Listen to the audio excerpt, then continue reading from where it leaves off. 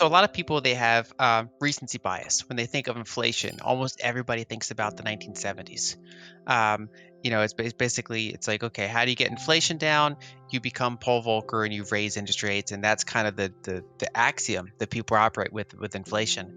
But when we look back in history over more countries, more sample size in terms of length, we see that there's actually multiple different types of inflation. There's different causes of inflation. And I think we can kind of put that into three categories. The one category that's present in all the different ones is that there's some degree of supply constraint. We don't have infinite resources. So if you had infinite resources, like let's say our entire economy consisted of software, you might not get corresponding price increases with increasing the money supply. In this intriguing discussion, Lyn Alden helped us break free from the common perception of inflation rooted in the 1970s. Lyn challenges us to see beyond the surface and categorizes inflation into three key types. First, they highlight the common thread of supply constraints, where limited resources coupled with increased money supply lead to price hikes. The 1970s oil crisis serves as an example. Next, we delve into the expansion of the money supply through bank lending and the influence of large fiscal deficits. While bank lending drove inflation in the past, fiscal deficits take the lead in other periods like the 1940s and the present. Lyn emphasizes that traditional tools like raising interest rates are more effective in combating lending-driven inflation, but fall short in addressing fiscal-driven inflation.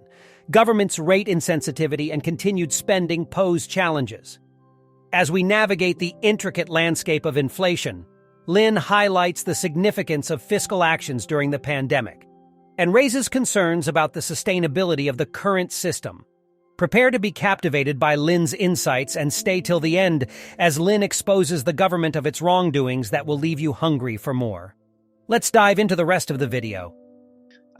So generally what you see in times of inflation is that you run into some real world constraint. In the 70s, for example, U.S. oil production peaked in 1970 after almost, like a century of just almost every year's up, structurally up. And so we became more reliant on imports, which made us more geopolitically exposed. And so that was a constraint that then made so that larger than normal money supply growth does have pretty tangible consequences. So that's always a factor, and it takes different forms. But then the other two factors are the other side of the equation, which is generally an expansion of the money supply. And then the question is, where's that expansion of the money supply coming from?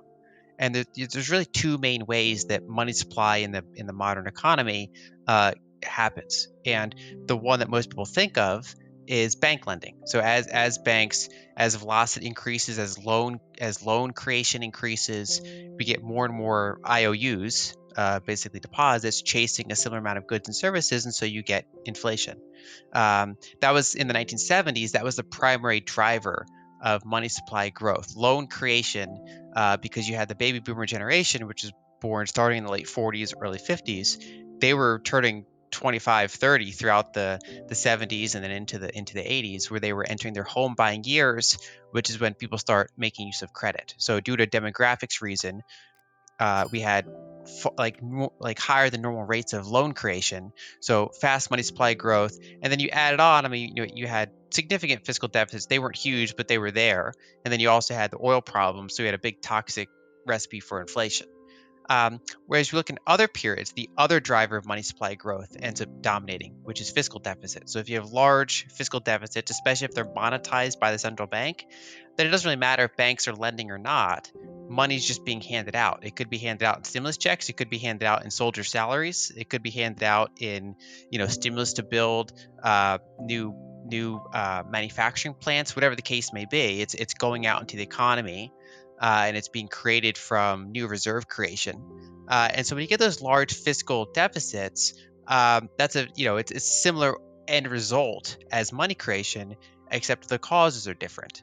And that's what we saw in the 1940s, and that's what we saw here in the 2020s so far, which is that the inflation in those eras was not because banks were lending at a higher than normal rate. It was because the government was running larger than normal deficits to respond to what they perceive as a crisis.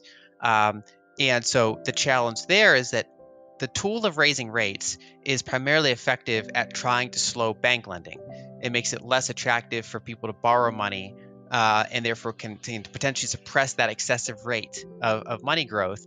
But if large government deficits are what's driving inflation primarily, then higher rates don't really tackle that because governments are relatively rate insensitive. They don't usually say, oh, well, now because bond yields are 5%, we're going to get together and we're going to trim the military budget. It doesn't really happen.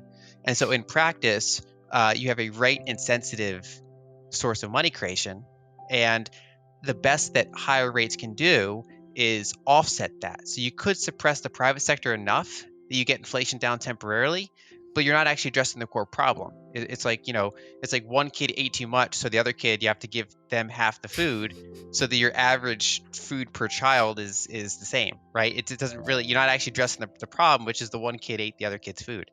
And so that's kind of the approach that they're doing because the Fed doesn't really have other tools. It's mostly a fiscal problem, and central banks aren't really in the political position to say, well, it's not our problem. Maybe they should, but that's kind of where we find ourselves in, which is that this is mostly a fiscal-driven inflation, and the tools that address it are mostly fiscal, not monetary. One thing I think that he could be criticized for is that during the pandemic, he called for more fiscal, right? So early on in 2020, basically when they were already doing their monetary, they dropped rates to zero. They were doing QE and swap lines and all this stuff. And he said, really what we need is fiscal. It was a rare case of a central banker getting somewhat political and saying, this is a tool we need right now. That's not ours. It's out of our hands.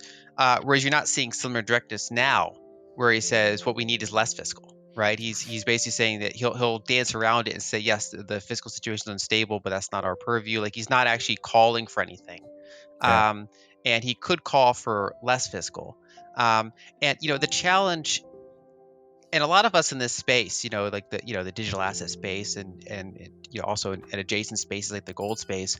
Part of why we're in this space is because we think the current system is unsustainable. If we thought it was sustainable, we might not be in these spaces. We might be in the existing space. And one of the challenges that makes this environment, say, different than the 70s, going back to the fiscal versus lending concept. So in the 70s, the federal government had 30% debt to GDP. And like I said, most of the money creation was happening from bank lending. So when they raised rates, it would increase the interest expense from the government, which is in some ways stimulative. Ironically, it's pouring money into the economy. But that was a much smaller impact than it would have dampening that loan creation, right? So it was an effective inflating fighting tool. The problem in, say, the 40s or the 2020s is that if you have over 100% debt to GDP and your deficits are what's primarily causing inflation, then raising rates actually increases your deficit, and it increases the deficit at a higher rate than the impact is likely to have on loan reduction in the private sector, because you're expanding a bigger thing faster than you're reducing the smaller thing, which is loan creation. So you get this kind of period where it seems like it's working at first because you're putting pressure on the private sector, you're slowing things down, but then you're building this structural new source of money creation, which is all of these larger and larger deficits pouring into the economy. And so I just think it's a very challenging political position because we don't really have the we don't really have the bipartisanship to address the budget directly, and then the central bank doesn't really have the tools to address it, but they have to act like they're doing something. They don't really have the purview to say this is not our issue, so they have to kind of act, even if the act itself is not actually attacking the direct problem. So what do you think about Lyn Alden's inflation outlook and insights? We've delved into the multifaceted nature of inflation, challenging common perceptions rooted in the 1970s. Lyn expertly highlighted the various causes and categories of inflation, emphasizing the role of supply constraints. They discussed the expansion of the money supply through bank lending and the impact of large fiscal deficits on inflation. Lyn's analysis shed light on the limitations of raising interest rates as a tool to combat inflation driven by fiscal deficits. They underscored the challenges faced by central banks in addressing fiscal-driven inflation due to their limited influence over fiscal policy. We hope this discussion has provided you with a fresh perspective on inflation and deepened your understanding of its complexities. If you found this video valuable, we encourage you to like, subscribe, and share it with others. Join us in future discussions as we continue to unravel the intricacies of our economic landscape. Stay informed, stay curious, and until next time, take care.